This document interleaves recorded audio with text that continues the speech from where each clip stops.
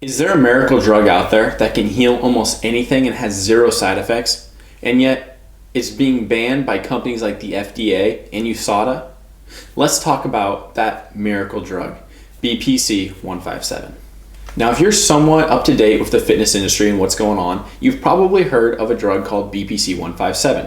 It's gained a lot of popularity in recent years. However, it's come under a decent amount of scrutiny of late. In this video, we're going to talk about what is BPC 157, does it work, and how it affects the body and what its basic use is. I hope you guys can learn something from this video. Just like in all my videos, I'm not a medical professional. I do this for fun. I am very intrigued by certain topics, so I spend a very extensive amount of my time researching, educating, reading studies, all the latest science that I possibly can find, so I know what I'm talking about, and then I want to present it to you guys in video form. So I hope you guys kick back and enjoy this video and learn something from it. So BPC 157 is labeled under the category of peptide, okay? Keyword there is peptide. The BPC stands for body protecting compound. The 157 stands for the 15 amino acids that make up its chain. So since BPC 157 is a peptide, we need to learn what a peptide is. A peptide is a small form amino acid chain. Somewhere between 2 and 50 make up the chain. And BPC 157 has 15, so it's just a peptide. If it has more than 50 in the chain, it is a polypeptide.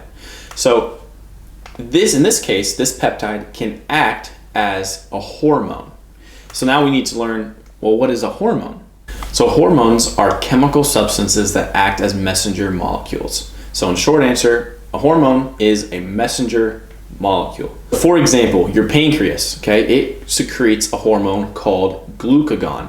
When glucagon is released into the body, it has a message saying, raise your blood sugar levels. So one more example would be testosterone, which comes from the testes in men. This whole example, just think men. I'm sorry, I'm going to exclude women for this. But the testosterone has the general message of develop and maintain libidos, which is your sex drive, okay? Develop and maintain healthy muscle and bone mass, as well as fat distribution in the body, and then production of red blood cells and sperm counts. So all these hormones, while we think they create, they really just deliver the message and allow your body to do the rest. Where does BPC 157 come from? So it's actually synthetically made, but it derives from a naturally occurring peptide in the body called GP157, which stands for gastric peptide 157. Like I said before, it is naturally occurring in the body. Your body uses it in its gut to restore tissue, restore damaged tissue. It speeds up the growth in your gut lining. When it's damaged, also has anti-inflammatory properties. So let's get into some claims about BPC 157. The reason why I'm saying claims is because there hasn't been enough studies done to say this will work for everyone. So I have a big list here of all the claims. We're gonna kind of rapid fire through these. So BPC 157 has the ability to repair damaged tissue. Again, these are all just claims. It increases angiogenesis, which is the production of red blood cells, rehabilitation of ligaments, tendons, and muscles. There was an example, actually, this very extensive study that I read in regards to a rat where they cut a section of the Achilles tendon out of the rat. So think of it like full tendon, they cut the middle out of it, injected BPC into the middle of it, and it actually regrew the Achilles tendon back together. Again, this was done on a rat. Then I know Joe Rogan recently has raved about its healing tendencies. Like he had really bad elbow tendonitis, and he's did everything they possibly could to fix it. Nothing worked. He found out about BPC 157, had it injected into the site, and within a couple weeks, his elbow tendonitis subsided. Now, it does mimic the effects of a growth hormone, okay?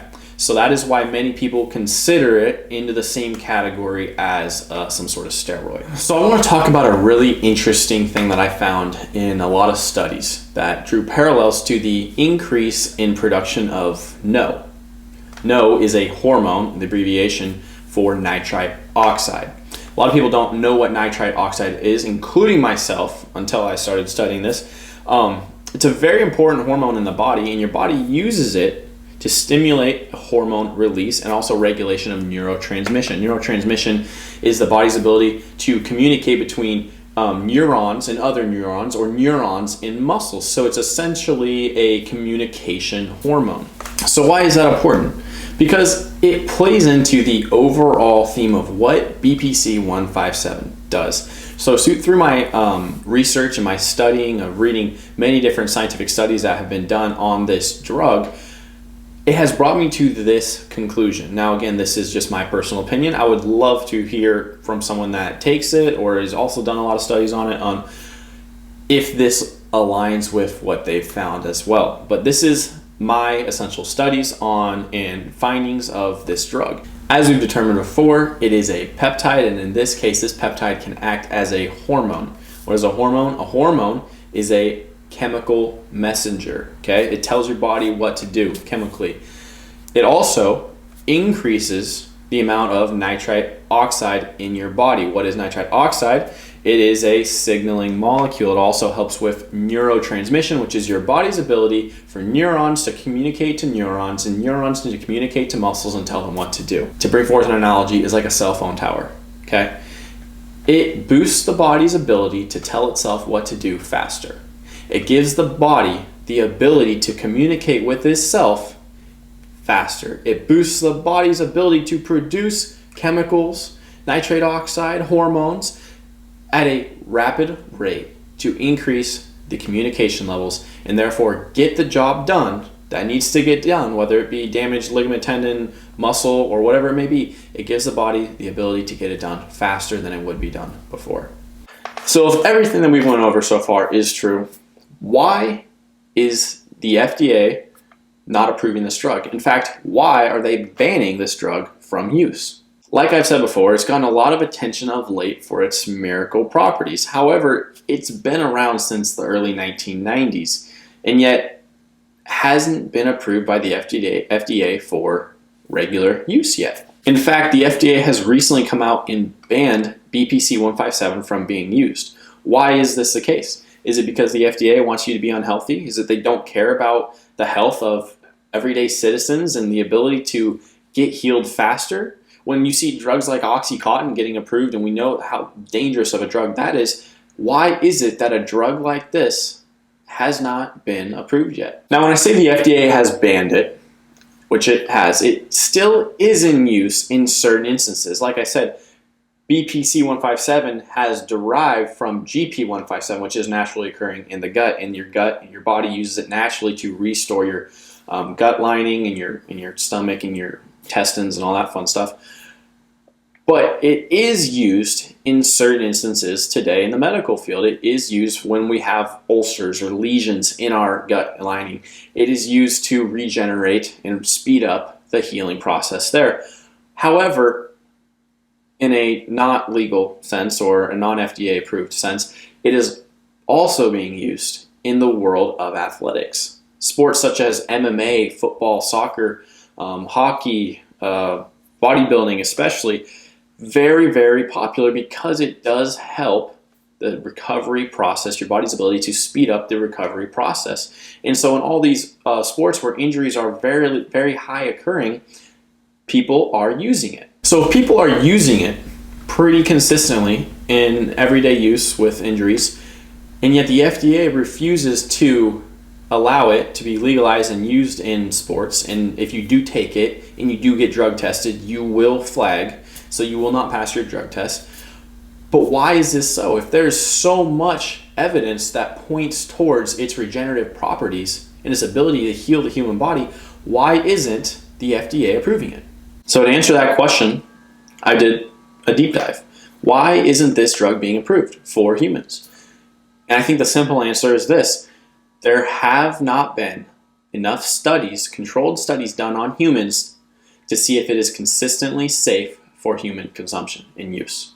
Well, what do I mean by that? I've said earlier in the video, I've read all these studies on its abilities and its growing property, regeneration properties, and all these other things. However, the vast majority, I don't want to give an exact percentage, but I would say somewhere in the 75 to 90% of the studies that I read, all were animal experiments. They were mostly done on rats and not humans. So when you have all these studies that show these very good properties, again, they're shown done on rats, not people. And I think that is one of the biggest things holding this drug back, is there haven't been enough controlled studies done on humans yet to show that it is a safe drug, or if it's not a safe drug. I want to get into a very big claim that this drug has associated to it, and that is the claim of it has no side effects. Now, granted, the people that have stated these claims, in my opinion, are possibly not the brightest humans in the world. They may be under that BB category, that bodybuilding category, the ones that are all about health and fitness, but just, and they think they're really smart. But anyways, that's besides the fact.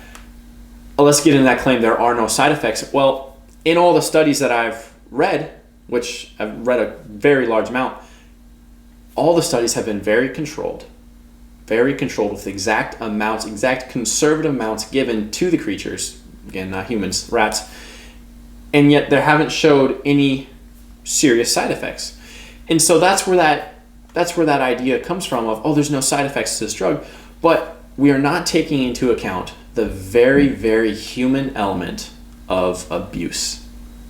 There are a lot of drugs that have been put out there into the world that there are little to no side effects to this drug whatsoever. Just to name a few: caffeine, marijuana, let's go alcohol, ibuprofen, tons of these drugs. Oh, if there's no side effects to these, just take them. But as we know, that's not true, because when abused, the side effects instantly increase and become so much more severe than what they would have been when used properly. So in my opinion, if to say there's no side effects to this drug, that's incorrect, because there hasn't been enough research to see if there is or isn't. And there needs to be some controlled studies on humans or on other creatures to see what the effects can be when this drug is used in far higher amounts than should be used. That very human element of, if a little makes me better, a lot could make me even better, is such a true statement when we see it all throughout the world and in all instances of when it comes to using drugs and using things that are seemingly okay, like caffeine. 80 milligrams of caffeine is great. 500, 600, now we're getting very dangerous.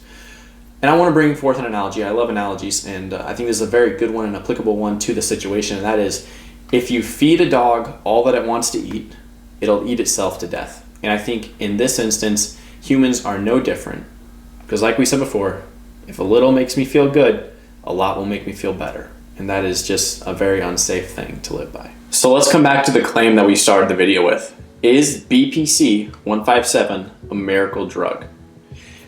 Through my research, through my findings, I have come to the conclusion of there isn't enough studies done to make sure to see if this drug is safe for everyone to use and safe when abused. I think it would be very idiotic to approve a drug and to put it on the market without doing the research to see what are the effects when people are, not if, when people are going to abuse this drug. It always happens with every drug. There's always someone out there that thinks a little, okay, a lot, much better. So finding out what can happen to the human body when this drug is abused, I think is research that is vitally needed. And when that is done, should it be approved? If the findings come back positive, 100%, because there has been a lot of great evidence for this drug. With that said, I want to end the video with this. Don't believe everything you hear. That includes what I said here today. Test all things that you hear. Test everything that is told to you. Do your own research. If you have a hypothesis to some sort of idea, that is great. Pursue it and come to some sort of conclusion like I did here today. I came into this topic pretty nuanced to the idea. I was just told by a few people, hey, you know what this drug is? You know what this drug does? So no idea, but let me go find out. And put in the research, put in the time, and you come away with some sort of conclusion that you feel confident in and that you feel is a very correct answer to come to. As always, hey, I hope you liked this video. I hope you learned something from it. If you did, I would appreciate dropping a like, sharing the video to somebody that you think would also enjoy this video. If not, no bad blood. I do hope you fail your next lift, but that is only if you don't share this video. Just kidding. Anyways, love you guys. God bless, and until next time.